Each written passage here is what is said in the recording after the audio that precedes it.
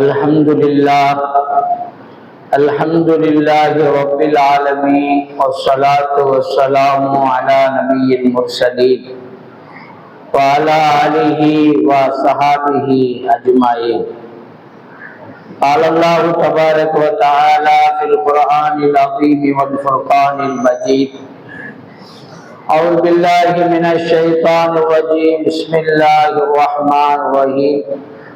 سبحان الذي أسرى بعبده ليلا من المسجد الحرام إلى المسجد الأقصى الذي باركنا حوله نريه إنه هو السميع البصير. فقال نبينا عليه الصلاة والسلام: إذا دخل رجب اللهم بارك لنا في رجب وشعبان وبلغنا رمضان. ربي اشرح لي صدري ويسر لي أمري واحلل عقدة من لساني يفقهوا قولي. سبحانك لا علم لنا إلا ما علمتنا إنك أنت العليم الحكيم. اللهم صل على سيدنا نبينا مولانا محمد وبارك وسلم عليه. எல்லா புகழும் புகழ்ச்சியும் ஏக வல்லோன் அல்லாஹ் ஒருவனுக்கே உரித்தாவதாக. சாந்தியும் சமாதானமும் நமது நாயகம் ஈருலக தலைவர் எம்பெருமானார் முஹம்மது முஸ்தபா ரசூலே கரீம் ஸல்லல்லாஹு அலைஹி வஸல்லம் அவருடைய அருமையான தோழர்கள், குடும்பத்தார்கள், உற்றார் உறவினர்கள், தாவீன்கள், தபா தாவீன்கள், நல்லவர்கள், நாதாக்கள், குறிப்பாக இங்கு ஒன்று கூடியிருக்கக்கூடிய நம் மனிதர்கள் மேலும் அல்லாஹுடைய அன்பும் அருளும் பாக்கியமும் பரக்கத்தும் பாதுகாப்பும் என்றென்றும் நின்று நிலவட்டமாக. கண்ணியம் நிறைந்த அல்லாஹ்வின் நல்லடியார்களே, நாம் ஒரு சிறப்பான ஒரு மாதத்திலே அமர்ந்திருக்கிறோம். அதுதான் ரஜபுடைய மாதம். இந்த ரஜப், இதை அடுத்து வருகிற ஷாபான், அதை அடுத்து வருகிற ரமலான், இந்த 3 மாதங்களும் மிக கண்ணியம் பொருந்தியதாக, சிறப்பு வாய்ந்ததாக இருக்கிறது என்பதை நபிகள் நாயகம் ரசூலுல்லாஹி ஸல்லல்லாஹு அலைஹி வஸல்லம் அவர்கள் சொல்லி தருவார். இந்த மாதத்துல என்ன சிறப்பு அப்படின்னா, ரசூலுல்லாஹ் மேராஜுக்கு சென்றார்கள். வானுலக பயணம். இப்ப நம்ம பறக்கணும் அப்படின்னா அதுக்கு விமானம் வேணும். விமானம் இல்லாம பயணம் செய்ய முடியாது. ஆனா ரசூலுல்லாஹி ஸல்லல்லாஹு அலைஹி வஸல்லம் எப்படி இந்த மேராஜுடைய பயணத்தை மேற்கொண்டார்கள் என்பதை பார்ப்பதுதான் இந்த நாளுடைய தலைப்பு. அதற்கு முன்னால் ஏன் இந்த மேராஜை அல்லாஹ் ஏற்பாடு செய்தான்? விண்ணுலக பயணத்தை ஏன் அல்லாஹ் ஏற்பாடு செய்தான்? இந்த உலகத்தில் வந்த நபிமார்கள் அத்துணை பேர்களும் கேட்டார்கள், யா அல்லாஹ், உன்னை நான் பார்க்க வேண்டும் என்று கேட்டார். குறிப்பாக மூசா அலைஹிஸ்ஸலாம் சொல்லுகின்ற பொழுது நரல்லாஹ் ஜஹரத்தன் என்று சொல்லுவார். நேரடியாக உன்னை பார்க்கணும். அல்லாஹ் சொன்னா பார்க்க முடியாது. லன் தரானி, என்னை நீங்கள் பார்க்க முடியாது. இதோ அருகாமல் இருக்கக்கூடிய அந்த தூர்சினா மலையை பாருங்கள் என்று சொன்ன பொழுது அங்கு ஒரு ஒளி வந்தது. அந்த ஒளியை பார்த்து மூசா அலைஹிஸ்ஸலாம் ஹர்ர மூசா சைகா, மூசா அலைஹிஸ்ஸலாம் மயங்கி விழுந்து விடுவார். உடனே எழுந்து சொல்லுவார்கள், யா அல்லாஹ், என்னை மன்னித்து விடு, நான் தெரியாமல் கேட்டுவிட்டேன், இந்த ஆசையின் காரணமாக நான் கேட்டுவிட்டேன் என்று சொல்லி அதற்கு பிறகு மன்னிப்பு கேட்டார் என்ற நிகழ்வை குர்ஆன் நமக்கு அழகாக பதிவு செய்து காட்டுகிறது. ஆனா ரசூலுல்லாஹ் நான் வர்றேன்னு மேராஜுக்கு சொல்லவே இல்லை. ரசூலுல்லாஹ்வைத்தான் அல்லாஹ் அழைக்கிறான். ரசூலுல்லாஹ்வுடைய வாழ்க்கையை நாம் சற்று சுருக்கமாக பார்த்தாதான் அந்த மேராஜ் நமக்கு புரியும். ரசூலுல்லாஹ்வுடைய பிறப்பு மிக அற்புதமான ஒரு பிறப்பு. இறுதி நபி ரசூலுல்லாஹ் அவர்கள் தாயுடைய வயிற்றில் இருக்கிற பொழுது தந்தை இழக்கிறார்கள், எத்தீமாகிறார்கள். 7 வயதுல மதீனாவுக்கு போய்விட்டு வருகிற பொழுது மக்காவுக்கும் மதீனாவுக்கும் இடையில ஒரு இடத்துல தாயையும் இழந்து விடுகிறார். அதற்கு பிறகு அடிமை பெண்ணோடு வருகிற பெருமானார் ஸல்லல்லாஹு அலைஹி வஸல்லம் தன்னுடைய பாட்டனார் அப்துல் முத்தலிபுடைய வளர்ப்பிலே வருகிறார். அப்துல் முத்தலிப் அந்த ஊருடைய தலைவர். அதற்கு பிறகு அவருடைய வாழ்க்கை முடிந்ததற்கு பிறகு அபூ தாலிபிடத்தில் ஒப்படைக்கப்படுகிறார். சிறிய தந்தை அவர்களுடைய காலங்கள் ஓடிக்கொண்டிருக்கிறது. அவர்கள் நல்ல முறையிலே பார்த்து வருகிறார். அந்த நேரத்துலதான் 40 வயதிலே பெருமானார் ஸல்லல்லாஹு அலைஹி வஸல்லம் அன்னவர்கள் நபியாக ஆகிறார். ரசூலுல்லாஹ்வுக்கு அன்னை கதீஜா நாயகி அவர்களும் அபூ தாலிப் அவர்களும் 2 கண்களாக 2 பேரும் இருந்தார். ஒன்றன் பின் ஒன்னாக கதீஜா அம்மையார் அவர்களும் இறந்து விடுகிறார்கள். அபூ தாலிப் அவர்களும் இறந்து விடுகிறார்கள். மக்காவிலே இனிமேல் வாழ முடியாது என்ற ஒரு சூழ்நிலை ஏற்படுகிறது. 65 வயசே நிரம்பிய கதீஜா அவர்கள் மரணம். பெருமானாருக்கு 50 வயது. இப்ப மாதிரி இல்லைங்க. இப்போ ஒரு சின்ன ஒரு உதாரணம் பாருங்க. ஒரு மனிதனுக்கு குடும்பம் இல்ல, அம்மா இல்ல, அத்தா இல்ல, பொண்டாட்டி இல்ல, அண்ணன் இல்ல, தம்பி இல்ல, யாருமே இல்ல, அவன் மட்டும்தான் இருக்கானு எப்படிங்க இருக்க உணர்ச்சி? அதே போல ஒரு சூழ்நிலை தான் பெருமானார் ஸல்லல்லாஹு அலைஹி வஸல்லம் ஏற்பட்டு விட்டது. அண்ணன் பெருமானார் கவலை கொண்டார்கள். கதீஜா ரலியல்லாஹு அன்ஹா அவர்களை பற்றி கவலை கொண்டார்கள். காரணம், இந்த இஸ்லாத்தை நிப்பாட்டுவதற்காக அன்னை கதீஜா அவர்கள் தங்களுடைய எல்லா சொத்துகளையும் கொடுத்து விட்டார். வரலாறு சொல்லுகிறது, மக்காவில சிறிய வீடுகள், பெரிய வீடுகள் என்று 50 வீடுகள் கிட்டத்தட்ட அன்னை கதீஜாவுக்கு இருந்தது. நம்மளால அந்த 50 வீட்டை என்ன செய்யணும், வாடகை விட்டு சம்பாதிச்சிருப்போம். ஆனா கதீஜா அவர்கள் ஒவ்வொரு வீடாக வித்து அண்ணன் பெருமானார் இஸ்லாத்தை சொல்வதற்காக செலவு செய்கிறார். அந்த கதீஜா இறந்ததுக்கு பிறகு ரசூலுல்லாஹ்வுடைய நிலைமை என்னவாகும்? ஒரு பொருளாதாரம் கிடையாது, அரவணைக்க ஆளு கிடையாது, ஆறுதல் சொல்ல ஆளு கிடையாது, அண்ணன் கிடையாது, தம்பி கிடையாது, சித்தப்பா இல்ல, பெரியப்பா இல்ல. என்ன செய்வார்கள் பெருமானார் ஸல்லல்லாஹு அலைஹி வஸல்லம்?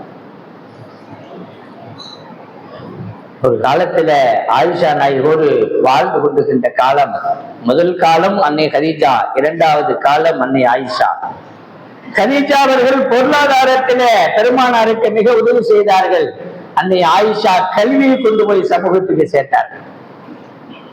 2 பேரும் ஒருத்தர் தாழ்ந்தவர்கள், உயர்ந்தவர்கள் அல்ல. அவருடைய பணியை மிக அழகாக செய்தார்கள்.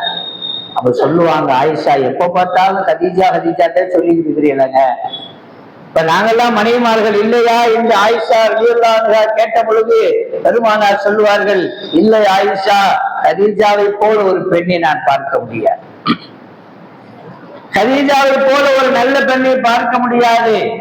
ஏனால் கதீஜா ரலியல்லாஹு அன்ஹா மூலமாகத்தான் அண்ணன் பெருமானாருக்கு 7 குழந்தைகள், 4 பெண் குழந்தைகள், 3 ஆண் குழந்தைகள். வேற எந்த மனைவிக்கு ரசூலுல்லாஹ் குழந்தை பிறக்கல. அந்த பாக்கியத்தை பெற்றவர்கள் கதீஜா அவர்கள்.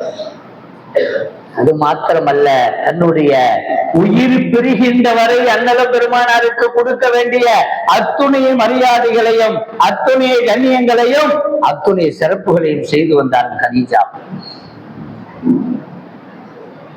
வரலாறு சொல்லுகிறது, கதீஜா அம்மையார் அவர்கள் நோயுற்று இருக்கிறார்கள். அவருடைய உடலெல்லாம் கொதிக்கிறது, காய்ச்சலால் கொதிக்கிறது, உட்கார முடியவில்லை, படுத்தே இருக்கிறார்கள். அண்ணன் பெருமானார் ஸல்லல்லாஹு அலைஹி வஸல்லம் அவ்வப்பொழுது வீட்டை விட்டு வெளியே சென்று இந்த கலிமாவுடைய, இந்த தௌஹீதுடைய இந்த வேலையை செய்துவிட்டு வீட்டுக்கு வந்து பார்ப்பாங்க, கதீஜா படுத்திருப்பார். ஒரு தடவை வருகிறார்கள். அந்த நேரத்தில் அம்மையார் விழித்து இருக்கிறார். எப்படிப்பட்ட செல்வ சீமாட்டி! மக்காவிலே ஒரு பெரிய கோட்டையே இருந்தது. ஜோடி ஜோடிகளாக ஒட்டகங்கள் சரக்கேற்றப்பட்டுக் கொண்டிருக்கும், குதிரைகள் சரக்கேற்றப்பட்டுக் கொண்டிருக்கும். 50 குதிரை வரும், 50 ஒட்டகம் போகும். அல்லாஹ் ஏற்றுமதி இறக்குமதி. அவ்வளவுமே தியாகம் செய்தார்கள் இஸ்லாத்துக்காக வேண்டி. அவருடைய இறுதி நேரம் தன்னுடைய உடலை போற்றிக் கொள்ளக்கூட ஒரு போர்வை இல்லை. அதுதான்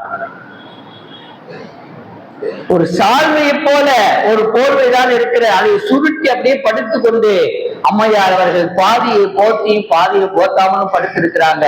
ரசூலுல்லாஹ் வந்ததை அவங்க பார்த்துட்டாங்க. அதுக்கு உடனே வாரி சுருட்டி எழுந்து அந்த சால்வை எடுத்து பெருமானாருக்கு விரித்தார்.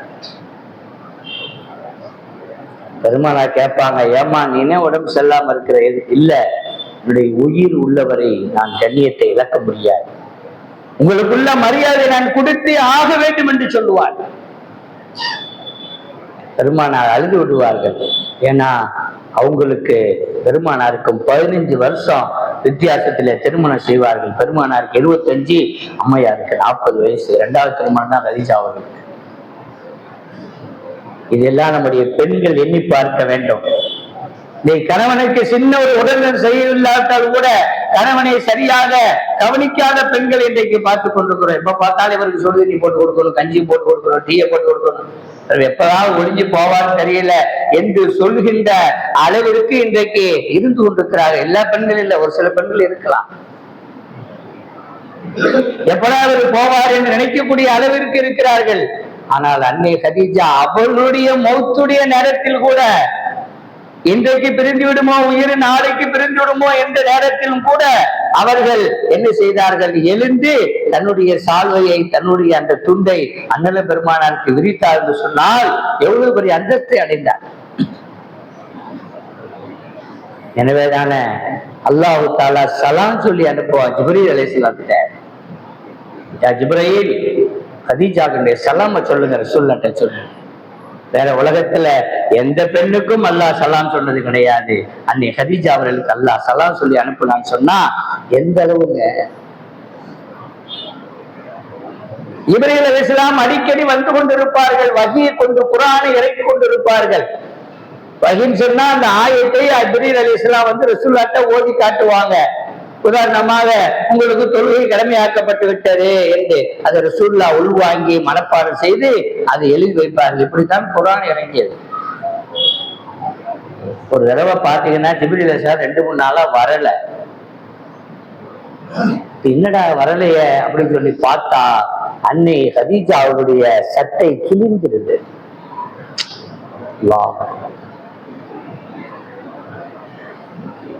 செல்வ சீமாட்டியுடைய சட்டை கிழிந்திருந்த ஜிப்ரீல் சொல்லுவார்கள், யார சொல்லலாம், உடைய மனைவியுடைய சட்டை கிழிந்திருக்கிறது, அதை தைத்து விடுங்க. இன்னைக்கு நம்முடைய தாய்மார்ட்ட எத்தனை சட்டை இருக்குன்னே தெரியாது, எத்தனை நைட்டி இருக்குன்னு தெரியாது, எத்தனை புடவை இருக்குன்னு தெரியாது, எத்தனை சுடிதார் இருக்குன்னு தெரியாது. ஒவ்வொரு பிறநாளைக்கும், ஒவ்வொரு ஜனவரிக்கும், ஒவ்வொரு டிசம்பருக்கும் 10-15 கடைக்கு போறதுதான் போறோம். ஒரு 10 எடுத்துட்டு வந்துருவோம். அடிக்கடியா போறோம். அது வேற சொல்லிக்கிறேன், வருஷத்துல 5 தடவை 6 தடவை போயிட்டு அடிக்கடியா நம்ம வர்றோம், போறதுதான் போறோம். 2000 ரூபாய் ஒரு சீல, 1000 ரூபாய் ஒரு சீல, 10,000 சீல, எல்லாம் நம்மளுக்கு தலைவலி. காடை தேய்ச்சிட்டு வந்துடுறது, இல்ல ஜிபிஏ பண்ணிட்டு வந்துடுறது. கட்டுறது யாரு? கணவன் தான். ஆனால் செல்வ சீமாட்டி, மக்காவுலே பாதி சொத்துக்கு சொந்தக்கார அந்த பெண்மணி தன்னுடைய சட்டை கூட சரியான சட்டை இல்லை, கிழிந்த சட்டை. 40 நாள் அன்பானவர்களை கையிலே, ஒரு கையிலே உணவையும் மறு கையிலே வழக்கையும் எடுத்துக்கொண்டு ஜபலே நூர் காலே ஹிரா என்று சொல்லுகிறோமே, மக்காவில் இருக்கக்கூடிய அந்த பிரம்மாண்டமான மலையிலே கரடு முரடான பாதை, இப்பாச்சும் படிக்கட்டு போட்டிருக்காங்க, அதிலே ஏறி இரவிலே சென்று பெருமானாருக்கு உணவு கொடுத்து விட்டு அவர்களை சந்தித்து விட்டு இரவோடு இரவாக கீழே வந்து விடுவார்கள். இது 40 நாள் நடந்துச்சு. இன்னைக்கு ஊட்டியில் இருக்கிற மலையில 1 கிலோமீட்டர் நடக்க சொல்லுங்க நம்ம பொம்பளைங்கள. காரு வேணும், அது வேணும், இது வேணும், ஜீப்பு வேணும்ட்டுவாங்க. சரியான பாதை கிடையாது, கல்லு முள்ளு கரடு முரடு, விளக்கும் கிடையாது, வெளிச்சமும் கிடையாது, ஒண்ணும் கிடையாது. அல்லாஹ் அக்பர். எப்படியெல்லாம் கணவனுக்கு ஹிதுமத் செய்தார்கள். எனவேதானே அல்லாஹ் அவர்களுக்கு ஒரு மாளிகையை சொர்க்கத்திலே கொடுத்தான். பெருமானார் மேராஜுடைய பயணத்திலே அவர்கள் சுற்றி பார்க்கிற பொழுது பல்வேறு நிகழ்வுகளை பார்ப்பார்கள். ஒரு மாளிகையை பார்க்கிறார்கள். யா அல்லாஹ், இது என்ன மாளிகை, என்ன என்று கேட்ட பொழுது சொன்னார்கள், இதுதான் உன்னுடைய மனைவி கதீஜாவுடைய மாளிகை என்று சொன்னார். இன்னைக்கு மக்காவில மிக பிரமாண்டமாக சொல்லுகிறோமே கிளாக் டவர் என்று, மணிக்கூண்டு உள்ள பெரிய டவர் என்று சொல்லுகிறோமே, எத்தனையோ மாடிகள் இருக்கிறது, எத்தனையோ ஆயிரக்கணக்கான அறைகள் இருக்கிறது, எத்தனையோ வசதிகள் இருக்கிறது. ஒரு பக்கம் தெரியாம போயிட்டு இன்னொரு பக்கம் வர முடியாது. உங்களுக்கு நீங்க ஒவ்வொரு ஹோட்டலையும் போகணும்னா 19 மாடி ஏறித்தான் போகணும், அப்பதான் அந்த ஹோட்டலே வரும். அதுக்கு ஒரு 20-25 மாடி இருக்கும். தெரியாதவங்க எல்லாம் போனாங்கன்னா நின்றுகிட்டே இருக்க வேண்டியதுதான். எந்த லிப்ட்ல ஏறன்னு தெரியாது, எங்கிட்டு வரன்னு தெரியாது. அதுதான் அன்னை கதீஜாவுடைய கோட்டையாக காட்சியளித்தது. எனவேதான் அதை மிக கோபுரமாக இன்றைக்கு கட்டியிருக்கிறார். இப்படி அபூ தாலிப், அப்துல் முத்தலிபு, அன்னை கதீஜா ஒவ்வொருவர்களும் அவருடைய காலங்களை கடந்து மரணித்து விடுகிற பொழுது அண்ணல பெருமானார் ஸல்லல்லாஹு அலைஹி வஸல்லம் நிராயுத வாணியாக, கவலை மேற்கொண்டவர்களாக, ஆமுல் ஹுஸ்ன் என்று சொல்லுவார்கள், அந்த கவலையுடைய வருடம் என்று சொல்லுவார்கள். கவலை நிரம்பி வருகிற பொழுதுதான் அல்லாஹ் பார்க்குகிறான், பெருமானாரை இப்படியே விட்டால் சரி வராது, இவர்களை நம்மின் பக்கமாக அழைக்க வேண்டும், நாம் சந்திக்க வேண்டும், நாம் பேச வேண்டும், அப்பொழுதுதான் இவர்களுக்கு ஒரு சரியான ஆறுதல் கிடைக்கும் என்பதாக அல்லாஹ் முடிவு செய்துதான் பெருமானார் ஸல்லல்லாஹு அலைஹி வஸல்லம் மக்காவிலே உறங்கிக் கொள்கின்ற அந்த இரவு நேரத்திலே உம்மஹானி ரலியல்லாஹு அன்ஹு என்று சொல்லக்கூடிய ஒரு சொந்தக்கார பெண்ணுடைய வீட்டிலே ரசூலுல்லாஹ் உறங்கிக் கொண்டிருக்கிறார். அது ஒரு காலத்துல அந்த இடத்தை தனியா வச்சிருந்தாங்க, எல்லாம் போய் தொழுது, இப்ப அதெல்லாம் இடிச்சு விட்டாங்க. அங்குதான் ஜிப்ரீல் அலைஹிஸ்ஸலாம் வருகிறார்கள், வந்து கூப்பிடுறாங்க ரசூலுல்லாஹ். அல்லாஹ் அவங்களை கூப்பிட்டான். பிளைட் கிடையாது, ஒண்ணும் கிடையாது, விமானம் கிடையாது, புராக் என்று சொல்லக்கூடிய வாகனத்திலே அண்ணலம் பெருமானார் பயணிக்கிறார்கள்.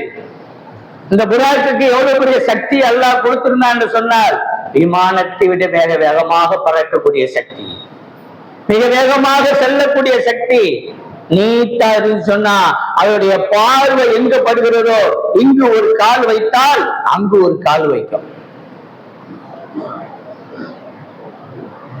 உதாரணமாக ஒரு 20 கிலோமீட்டர் வச்சுக்கலாம், நீட்டா பார்த்தா எவ்வளவு தூரம், அங்கே எந்த பில்டிங்குமே இல்ல, நேரம் பீச்சு தெரியுமா தெரியாதா, இங்க ஒரு கால் வச்சு அங்க ஒரு கால் வைக்க, இப்படியே போயிடுச்சு வாகனங்களுக்கு. அந்த புராக் வாகனம் கட்டியிருந்த இடம் கூட மக்காவில் இருந்தது. அதிலே பெருமானார் ஜிப்ரீல் அலைஹிஸ்ஸலாம் அவர்கள் பைத்துல் முகத்தஸை அடைகிறார்கள். இப்ப சண்டை நடக்குதா இல்லையா? இந்த யூதர்கள் அநியாயம் செய்து கொண்டிருக்கிறார்களா இல்லையா? இஸ்ரேலர்கள் அந்த பள்ளிவாசலிலே பெருமானார் ஸல்லல்லாஹு அலைஹி வஸல்லம் சென்று அங்கே நபிமார்கள் எல்லாம் சந்தித்து அதற்கு பிறகு வானுலகத்துக்கு சென்றார். செல்கின்ற பொழுதுதான் நம்ம கேள்விப்பட்டு சேர்ந்த 7 வானங்கள் அல்லாஹ் சொல்வான், கலக்க சமாவாத்தி வல்லாரும், 7 வானங்களை படைத்தோம், பூமியை படைத்தோம் என்று அல்லாஹ் சொல்லுவான். அந்த வானம் எப்படி இருக்கிறது? 7 வானம், 1வது மாடி 2வது மாடி அப்படி இருக்குதா? நமக்கு தெரியல. ஆனா அல்லாஹ் 7 தட்டுகளாக வைத்திருக்கிறான் வானத்தை. அல்லாஹ் சொல்றான், என்னை சிந்திக்க வேண்டுமா, வானத்தை சிந்தித்து பார். இன்னைக்கு விஞ்ஞானிகள் பார்க்கிறார்கள், செவ்வாய் கோள் என்று சொல்லுகிறார்கள், திங்கள் என்று சொல்லுகிறார்கள், புதன் என்று சொல்லுகிறார்கள், அந்த கிரகம் என்று சொல்லுகிறார்கள், இந்த கிரகம் என்று சொல்லுகிறார்கள். எல்லாமே இறைவனால் படைக்கப்பட்டது. ஆனா விஞ்ஞானி கொஞ்சம் மூளை கொஞ்சம் குழப்பம் ஆயிடும். ஏன் அப்படின்னு சொன்னா, அவன் சிந்திச்சு நான் தான் இதை கண்டுபிடிச்சேன் அப்படிங்கிற மாதிரி சொல்லுவான். ஆனால் இது ஆல்ரெடி கண்டுபிடிக்கப்பட்டு விட்டது, இறைவனால் கொடுக்கப்பட்டு விட்டது. இதை புதுசா யாரும் கண்டுபிடிக்க அவசியம் இல்லை. அதை கண்டுபிடித்து தெரிந்து கொள்ளுமே தவிர விஞ்ஞானி எல்லாருமே என்ன செய்வாண்டா, பெரும்பாலும் நான் தான் முதல்ல அங்க போனேன், சந்திர கிரகத்துக்கு போனேன், சூரிய கிரகத்துக்கு போனேன், ஏதாச்சும் சொல்லுவாங்க. ஆல்ரெடி எல்லாமே இருக்குது, அல்லாஹ் கொடுத்திருக்கிறான். அல்லாஹ் சொல்றான், வல் கமரு வஷம்சு அஷம்சு வல் கமரு பிஹுஸ்பான், சந்திரனும் சூரியனும் அது சுற்றி கொண்டிருக்கிறது. குல்லுபி பலகி யஸ்பஹு, நல்லா சொல்லுவான், எல்லா கோலங்களும் தஸ்பீஹ் செய்து கொண்டிருக்கிறது. வானம் தஸ்பீஹ் செய்கிறது, கோலங்கள் தஸ்பீஹ் செய்கிறது, பூமி தஸ்பீஹ் செய்கிறது, மரங்கள் தஸ்பீஹ் செய்கிறது. மனிதன் மட்டும் இறைவனை நினைக்காமல் இருந்து கொண்டிருக்கிறான். இப்படி ஒவ்வொரு வானமாக நீண்ட சம்பவம் கேள்விப்பட்டதா. முதல் வானத்தில் நபியை சந்திக்கிறாங்க, 2வது வானத்தில் சந்திக்கிறாங்க, 3வது வானத்தில் சந்திக்கிறாங்க. இப்படியாக சந்தித்து சந்தித்து 7வது வானத்தை அடைகிறார்கள். ஒவ்வொரு வானத்திலையும் செல்லுகின்ற பொழுது அந்த நபிமார்கள் கேட்பார்கள், யார் நீங்க வந்திருக்கிறீங்க? ஜிப்ரீல், உங்க கூட யார் வந்திருக்கிறா? முஹம்மது ஸல்லல்லாஹு அலைஹி வஸல்லம். அப்படியா என்று திறப்பார்கள். கதவை திறந்து இத்ரீஸ் அலைஹிஸ்ஸலாம் பார்த்தாங்க, மூசா அலைஹிஸ்ஸலாம் பார்த்தாங்க, இப்ராஹிம் அலைஹிஸ்ஸலாம் பார்த்தாங்க, இஸ்மாயில் அலைஹிஸ்ஸலாம் பார்த்தாங்க, யூசுப் அலைஹிஸ்ஸலாம் பார்த்தார்கள். எல்லா நபிமார்களும் பார்த்து பார்த்து சந்தோஷம் அடைந்து இறுதியில அல்லாஹ்வை சந்திக்கிறார். ஒரு குறிப்பிட்ட இடம் வருகிறதுக்கு பேர் சிதறத்துல் முன்தஹா என்று சொல்லுவார்கள் அரபியில, முடிவடையக்கூடிய ஒரு இடம். அந்த இடத்துல போன உடனே ஜிப்ரீல் அலைஹிஸ்ஸலாம் சொல்லுவார்கள், யா ரசூலல்லாஹ், இதற்கு பிறகு நான் வர முடியாது. எத்துணை வேதங்கள் இந்த உலகத்தில் இறக்கப்பட்டது? 4 வேதங்கள். நபிமார்கள் கிட்டத்தட்ட ஆயிரக்கணக்கான லட்சக்கணக்கான நபிமார்கள், வேதம் கொடுக்கப்பட்டவர்கள் 4 நபிமார்கள். வேதத்திலே பதிவு செய்யப்பட்ட நபிமார்கள் 25 நபிமார்கள். அத்துணை பேர்களுக்கும் இறை செய்தியை சொன்னவர்கள் ஜிப்ரீல் அலைஹிஸ்ஸலாத்து வஸ்ஸலாம். ஆனால் அல்லாஹ்வை அவர்கள் பார்த்ததே கிடையாது. தூரத்திலிருந்து அல்லாஹ் சொல்லுவான், அந்த விஷயத்தை செய்மடுத்து பூலகத்திலே வந்து அந்த நபிமார்களுக்கு சொல்லுவார்கள். அதுதான் வேலை. ஆனால் அல்லாஹ் பெருமானாரை அழைத்து செல்கின்ற பொழுது கூட அந்த வாய்ப்பை அல்லாஹ் ஜிப்ரீல் அலைஹிஸ்ஸலாத்துக்கு கொடுக்கல. எனவேதான் அறிஞர் பெருமக்கள் சொல்லுவார்கள், மனிதன் உயர்ந்தவனா மலக்கு உயர்ந்தவர்களா என்று சொன்னால் மனிதன் தான் உயர்ந்தவன் மலக்கை விட. காரணம், அல்லாஹ்வை எந்த மலக்குமே சந்திக்கவில்லை. அல்லாஹ்வுடைய கட்டளை மாற்றுமே அவர்கள் காதால் கேட்பார்கள். ஆனால் அண்ணல் பெருமானார் தனியாக சென்று அல்லாஹ்வை சந்திக்கிறார்கள். அல்லாஹ் அக்பர்! எவ்வளவு பெரிய ஒரு பாக்கியம் பெருமானார்! எவ்வளவு ஒரு பாக்கியத்தை அல்லாஹ் கொடுத்தான்! எவ்வளவு பெரிய ஒரு அன்பை கொடுத்தான், நேசத்தை கொடுத்தான், பாசத்தை கொடுத்தான்! அந்த ஒரு சிறப்பை பெற்றவர்கள் தான் நமது நாயகம் ஸல்லல்லாஹு அலைஹி வஸல்லம். குர்ஆன் சொல்லுது, காப கௌசைனி. ஒரு வில்ல வளைச்சா எப்படிங்க வளைக்க முடியுமோ அதே போல 2 பேர்களும் பக்கத்தில் இருந்து பேசினார். துர்சினா மலைக்கு மூசா அலைஹிஸ்ஸலாம் சொல்லுவார்கள், செருப்போடு செல்வார்கள். அல்லாஹ் சொல்வான், யஹ்லா நாயிலைக்கையா மூசா, மூசாவே செருப்பு அவுத்துருங்கன்னு சொல்லுவான். நான் ரசூலுல்லாஹ் செருப்பை கலட்டுகிறார்கள். யார் ரசூலுல்லாஹ், நீங்க செருப்பை கலட்ட செருப்போட வாங்கட்டான். அல்லாஹ் அக்பர்! செருப்போடு வாங்கல் என்று அண்ணல் பெருமானாரை அல்லாஹ் சொல்லுவான். மூசாவை துர்சினாமலையில, துர்சினாமலைக்கு வேதத்தை வாங்கும் போது, துர்சினாமலை எங்க இருக்குது? அல்லாஹ்வுடைய அரிசி எங்க இருக்கு? அந்த அரிசிக்கே ரசூலுல்லாஹ் அல்லாஹ் செருப்பை கலட்ட வேணாண்டா, துர்சினாமலை செருப்பை கலட்ட சொன்னாண்டா. அல்லாஹ் எவ்வளவு ஒரு கண்ணியத்தை நமது நாயகம் ஸல்லல்லாஹு அலைஹி வஸல்லம் கொடுத்திருக்கிறான் என்பதை நாம் எண்ணி பார்க்க கடமைப்பட்டிருக்கிறோம். உடனேதான் 2 பேரும் சந்திக்கிறாங்க. சந்திக்கின்ற பொழுது நம்ம ஒரு வீட்டுக்கு போனா எப்படி அன்பளிப்பு பழங்கள் வாங்கிட்டு போறோம், ஸ்வீட் வாங்கிட்டு போறோம், மிட்டாய் வாங்கிட்டு போறோம், அதே போல அல்லாஹ்வை சந்தித்த நேரத்துல அண்ணலம் பெருமானார் ஸல்லல்லாஹு அலைஹி சொல்லுவாங்க, அத்தஹியாத்து லில்லாஹி வஸ்ஸலவாத்து வத்தய்யிபாத்து. அத்தஹியாத்து லில்லாஹி, அல்லாஹ் நான் உனக்கு காணிக்கை தருகிறேன் என்று சொல்லுவார்கள்.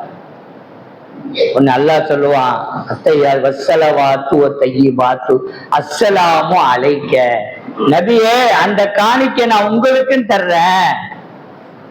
உடனே ரசூலுல்லாஹ் சும்மா இருக்காங்க, அஸ்ஸலாமு அலைனா வாலா இபாதில்லா.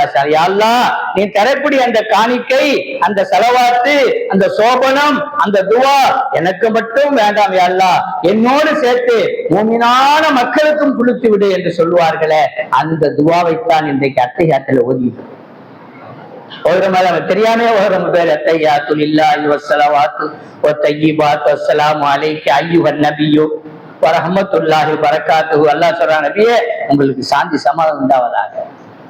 அப்பதான் சொல்றாங்க, அஸ்ஸலாமு அலைனா வஅலா இபாதில்லாஹி ஸாலிஹீன் அஷ்ஹது அல்லா இலாஹ இல்லல்லாஹ் வ அஷ்ஹது அன்ன முஹம்மதன் அப்துஹு வ ரசூலுஹு என்று சொல்லி அந்த அத்தஹியாத்தை அண்ணல் பெருமானார் முடித்தார்கள். அல்லாஹ்வும் ரசூலும் பேசிய சோபனம் சொல்லிக் கொண்ட துஆக்களை பரிமாறிய அந்த வார்த்தை தான் இன்றைக்கு தொழுகையிலே வைக்கப்பட்டிருக்கிறது.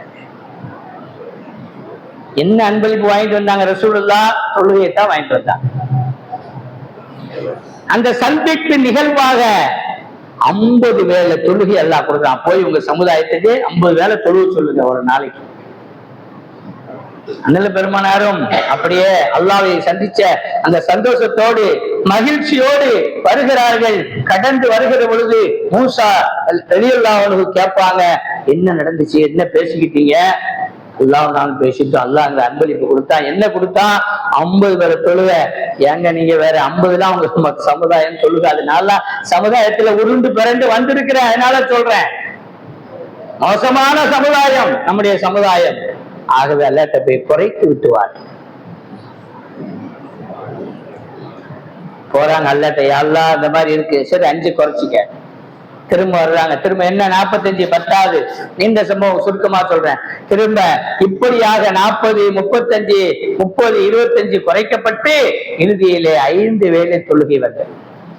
அதையும் குறைக்க சொன்னாங்க. நல்லா இருந்திருக்கும்போது அதையும் குறைச்சிருந்தா.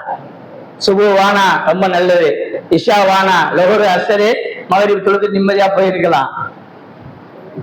அதையும் குறைக்க சொல்வார்கள். மூசா அலைஹிஸ்ஸலாம் இல்லை சொல்லுவாங்க, வெக்கமா இருக்கு, இதுக்கு போது அல்லாஹ்ட்ட போய் நான் கேட்க வெக்கமா இருக்கு, 5 வேளை தொழுகை இருந்துட்டு போட்டோம் அப்படின்னா ரசூலுல்லாஹி ஸல்லல்லாஹு அலைஹி வஸல்லம் தொழுகை கடமையான நிலையிலே மேராஜ் பயணத்தை, விண்ணுலக பயணத்தை முடித்து கொண்டு பூவுலகத்துக்கு வருகிறார். இது எத்தனை நாள் ஆயிருக்குன்னு நினைக்கிறீங்க? ஒரு வாரம் இருக்குமா, 10 நாள் இருக்குமா? இல்லை, குறிப்பிட்ட நேரம் சொல்லுகிறார்கள். கிட்டத்தட்ட ஒரு மணி நேரம் என்றுதான் சொல்லுகிறார். எப்படிங்க இந்த 1 மணி நேரத்துல 7 வானத்துக்கு போனாங்க, பைத்துல் மக்தூஸுக்கு போனாங்க, அல்லாஹ்ட்ட பேசினாங்க, இவ்வளவு விஷயத்தை நடந்து சொர்க்கத்தை பார்த்தார்கள், நரகத்தை பார்த்தார்கள். பெரிய சம்பவம் அது. எப்படி நடந்துச்சு? அல்லாஹ் நிக்க வைக்கிறான். பூமியுடைய ஓட்டத்தை அல்லாஹ் நிப்பாட்டி வைக்கிறான். இரவை விடியாமல் அல்லாஹ் தஆலா வைக்கிறான். ஏன்னா அவன் தான் இரவையும் படைக்கிறான். இன்ன யஸ்திலா பில்லைலி வன்னஹாரி லஆயத்தில் உலில் அல்பாப். மாலை வந்த உடனே லைட் போடுறோம், நைட் ஆயிருச்சு. காலை வந்தோம் லைட் அமர்த்திடுறோம். இதுதான் நம்மளுக்கு தெரியுது. எப்படிங்க மாறுது? அல்லாஹ் சொல்றான். இதை நீங்க சிந்திச்சு பார்த்தா உங்களுக்கு தெரியுங்களா? என்னைக்கா சிந்திச்சு பார்த்திருக்கிறோமா? லைட் வந்துட்டா தூங்கிடுறோம், காலை வந்துட்டா எந்திரிச்சிடறோம், லைட் போடுறோம், லைட் அமர்த்துறோம். இதுதான் நம்மளுக்கு தெரியுது. காலை மாலை, இரவு பகல். ஆனா அல்லாஹ் சொல்றான், இதுல எவ்வளவு உங்களுக்கு வச்சிருக்கிறேன் பாருங்க. இரவு உங்களுக்கு தூங்குவதற்காக நான் ஒதுக்கி இருக்கிறேன், காலையில வேலை செய்யுங்க, இபாதத் செய்யுங்க, அது தந்திருக்கிறேன். இதெல்லாம் ஏன் நீங்க சிந்திக்கல? ஆட்டோமேட்டிக்கா மாறுகிறதா? இரவும் பகலும் இல்லை. சூரியனை இறைவன் தான் வர வைக்கிறான், அதே சூரியனை மறைய செய்கிறான். சந்திரனை அல்லாஹ் உதயமாக்க வைக்கிறான். காலை வந்து விட்டால் சந்திரன் மறைந்து விடுகிறது, சூரியன் உதயமாகிறது. அல்லாஹ்வுடைய மிக பிரமாண்டமான படைப்புகள் இதெல்லாம். இதெல்லாம் சிந்தித்து பார்க்கிற பொழுதுதான் இறைவன் மீது நமக்கு உண்மையிலேயே ஒரு அன்பும் ஒரு மரியாதையும் ஒரு பயமும் வருகிறது. ஆனால் அதை பத்தி நமக்கு சிந்திக்கிறது இல்லை. சூரியன் வந்தா என்ன, சந்திரன் வந்தா என்ன, நம்ம சாப்பிடுறோமா, நம்ம தூங்குறோமா, வேலை நடந்துக்கிறதுக்கா அப்படின்னு நினைக்கிறோம். இது மிகப்பெரிய தவறு. இறைவனை சிந்திக்க சொல்லுகிறான். அப்பொழுதுதான் அந்த காபிர்கள் கேள்வியை கேட்பாங்க. முகம்மது அவர்கள் மேராஜுக்கு போனங்கிறாரு, வானவருக்கு போனங்கிறாரு, இறைவனை சந்தித்து என்று சொல்கிறார். எப்படி அவர் குறிப்பிட்ட நேரத்தில் இதெல்லாம் முடியும்? பைத்துல் முகத்தஸ்ல எத்தனை தூணுகள் இருந்தது என்று கேட்டார்கள். பெருமானாருக்கு அப்படியே வீடியோ போட்டு காட்டப்பட்டது. பெருமானார் பார்த்து அழகாக எண்ணி சொன்னார்கள், எத்தனை தூண்கள். ஆடி போயிட்டான். காபிர்கள் எல்லாம் ஆடி விட்டார்கள். அந்த மேராஜ் சம்பவத்துக்கு பிறகும் பலர்கள் இஸ்லாத்தை தழுவினார்கள் என்பதை வரலாறு நமக்கு சொல்லி காட்டுகிறது. இதெல்லாம் ஈமான் விஷயம். அன்னைக்கு நம்பாம இருந்தாங்க, ஆனால் இன்னைக்கு நம்பியே ஆக வேண்டும். 5 மணி நேரத்திலே சவுதியை சென்றடைந்து விடுகிறோம், 3 மணி நேரத்திலே துபாயை சென்றடைந்து விடுகிறோம், 2 மணி நேரத்திலே மலேசியா சிங்கப்பூரை சென்றடைந்து விடுகிறோம், 1 மணி நேரத்திலே டெல்லி. அது எப்படி முடியும்? விமானத்துல போன விமானமே இல்லாம அல்லாஹ் தஆலா புராக் என்று சொல்லக்கூடிய விமானத்தின் மூலமாக கொண்டு போய் சேர்த்தான்னு சொன்ன, அது இல்லாமல் அல்லாஹ்வால் கூட்டிட்டு போக முடியும். இருந்தால் ஒரு சாதனம் வேணும், ஒரு காரணம் வேணும் என்பதற்காக அந்த புராக் வாகனத்தை அல்லாஹ் ஏற்பாடு செய்தான் என்பதை நாம் எண்ணி பார்க்க கடமைப்பட்டது.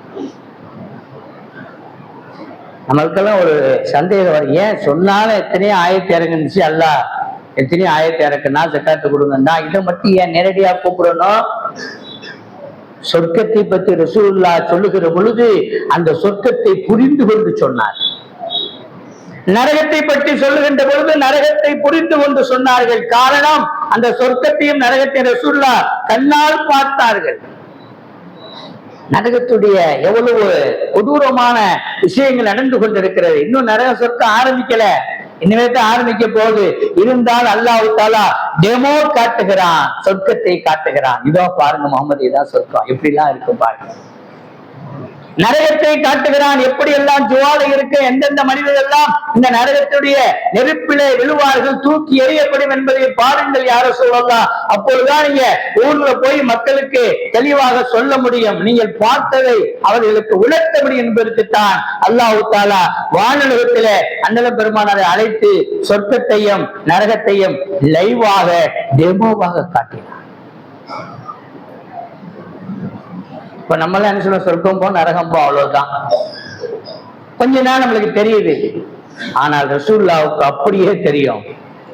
ரசூலுல்லா சொல்லுவாங்க, மாலா ஐநுன்ற ஆத்து, அந்த சொர்க்கத்தை பற்றி உங்களுக்கு வர்ணிக்கவே முடியாது, எந்த கண்ணும் பார்க்கிறாது, எந்த காலும் கேட்கிறாது, ஒரு முஸ்லிமுடைய உள்ளத்திலே சிந்தனை கூட வந்திருக்காது. அந்த அளவு உயர்வான ஒரு சூப்பரான ஒரு இடம்தான் சொர்க்கம் என்பதை அண்ணல் பெருமானார் இந்த சமூகத்துக்கு எடுத்து சொல்லுவார்.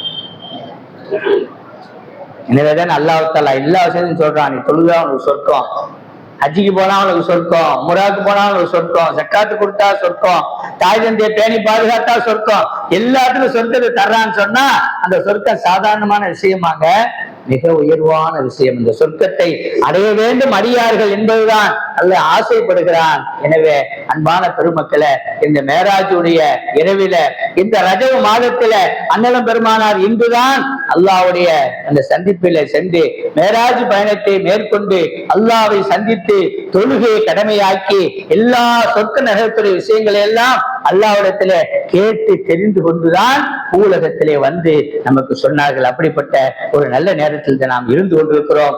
அல்லாஹ் இந்த பயணத்தை எப்படி நமக்கு தொழுகையை கடமையாக்குவதற்காக தந்தானோ அந்த தொழுகையை விடாமல் நம்முடைய வாழ்க்கையில் எடுத்து நடக்கக்கூடிய நல்ல வாய்ப்பை எல்லாம் தந்துடுவானாக.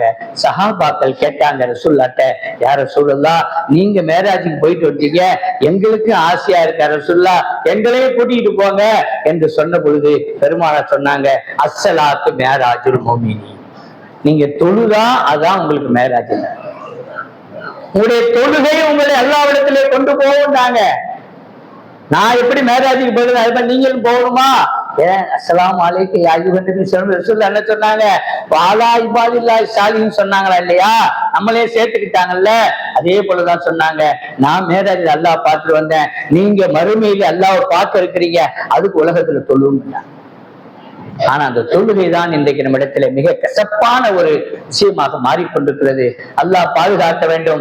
உயிருள்ள ஒவ்வொரு ஆணும், வயதுக்கு வந்த ஒவ்வொரு பெண்ணும் இந்த தொழுகை என்பது அல்லாஹ்வால் கடமையாக்கப்பட்டது. நாம் மூத்தோரை செய்கின்ற ஒரே கடமை தொழுகைதான். அப்படிப்பட்ட தொழுகை கடமையாக்கப்பட்ட மாதம்தான், காலம்தான் இந்த ரஜவ் மாதம். அதுதான் மேராஜுடைய பயணம். அப்படிப்பட்ட தொழுகையை நம்முடைய வாழ்க்கையில இறுதி வரையில தொழுகை ரப்பை சந்தித்து ரப்பு நமக்காக வைத்திருக்கிற அந்த சொர்க்கத்தை அடையக்கூடிய, உல்லாசமாக அந்த சொர்க்கத்திலே உலா வரக்கூடிய நல்ல ஒரு வாய்ப்பை ரப்புல் ஆலமீன் உங்களுக்கும் எனக்கும் இஸ்லாமிய மக்கள் அனைவருக்கும் நிரப்பமாக தந்து அருள் புரிவானாக என்ற நல்ல நேரத்திலே கூறி விடைபெறுகிறேன். வாகர தவானா அல்ஹம்துலில்லாஹி ரப்பில் ஆலமீன். அஸ்ஸலாமு அலைக்கும் வரஹ்மத்துல்லாஹி வபரகாத்துஹு.